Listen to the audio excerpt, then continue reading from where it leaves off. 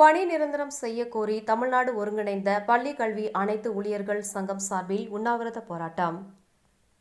தமிழ்நாடு ஒருங்கிணைந்த பள்ளி கல்வி அனைத்து ஊழியர்கள் சங்கம் சார்பில் சென்னை எழும்பூர் ராஜரத்தினம் மைதானம் அருகே தமிழ்நாடு ஒருங்கிணைந்த பள்ளி கல்வி அனைத்து ஊழியர்கள் சங்க மாநில தலைவர் ஜே வாலன்ஜீன் பிரிட்டோ தலைமையில் உண்ணாவிரத போராட்டம் நடைபெற்றது.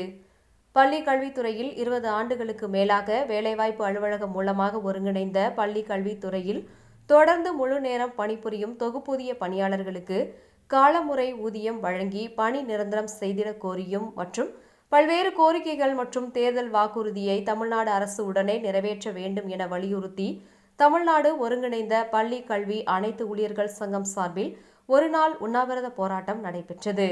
தமிழகத்திலிருந்து முழு நேரமாக அலுவலக பணி செய்யும் தொகுப்பூதிய பணியாளர்கள் தமிழ்நாடு ஒருங்கிணைந்த பள்ளி கல்வி அனைத்து ஊழியர்கள் சங்க மாநில மாவட்ட வட்டார நிர்வாகிகள் என பலர் கலந்து கொண்டு பணி நிரந்தரம் செய்ய கோரி கோஷங்கள் எழுப்பி போராட்டத்தில் கலந்து கொண்டனர்.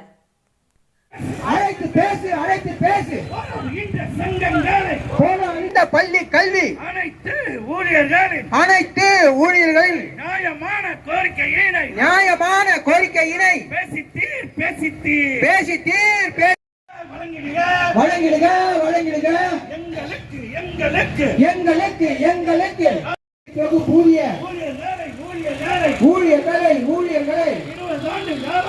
20 ஆண்டு காலமாக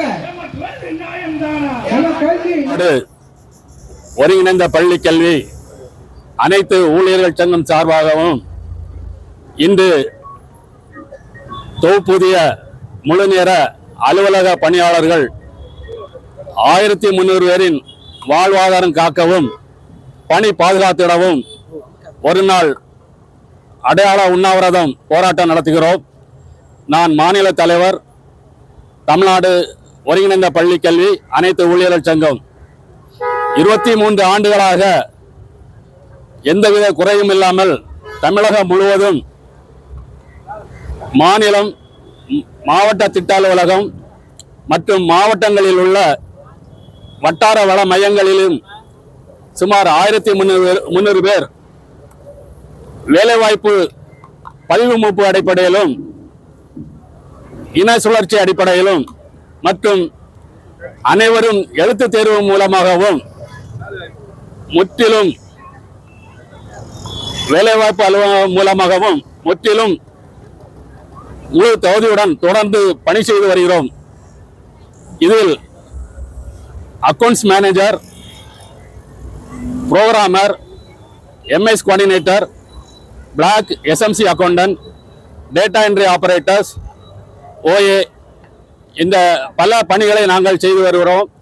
கல்வித்துறை சிறப்பாக செயல்படுவது நாங்கள் முக்கிய காரணமாகவும் இருந்து வருகிறோம்.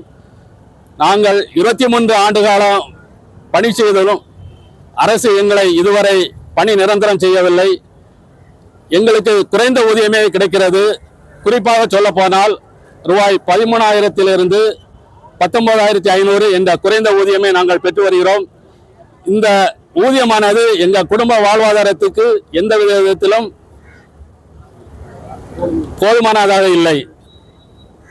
இது எங்களது சிறிய குடும்பமாக இருந்தாலும் அப்பா அம்மா மருத்துவ செலவு, பள்ளி குழந்தைகளின் கல்வி செலவு, இதர செலவுகளுக்கு போதாத மிகவும் கஷ்டப்பட்டு தான் நாங்கள் வாழ்க்கையை ஓட்டி கொண்டு வருகிறோம். நாங்கள் வேலைவாய்ப்பு அலுவலகம் மூலம் எங்களுக்கு பணி நியமன ஆணை பெற்று நாங்கள் வேலை செய்து வருவதால் கண்டிப்பாக தமிழக அரசு எங்களை பணி நிரந்தரம் செய்யும் என்ற எண்ணத்தோடு நாங்கள்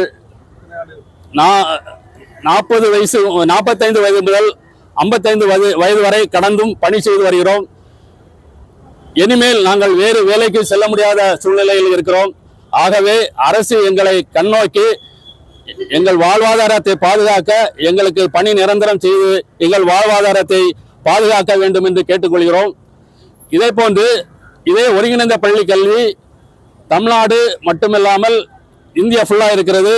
இதில் ஹரியானா, பஞ்சாப், மணிப்பூர், சிக்கிம், டெல்லி போன்ற அதிகமான மாநிலங்களில் இந்த துறையில் அனைத்து ஊழியர்களும் பணி நிரந்தரம் செய்யப்பட்டு வருகிறார்கள்.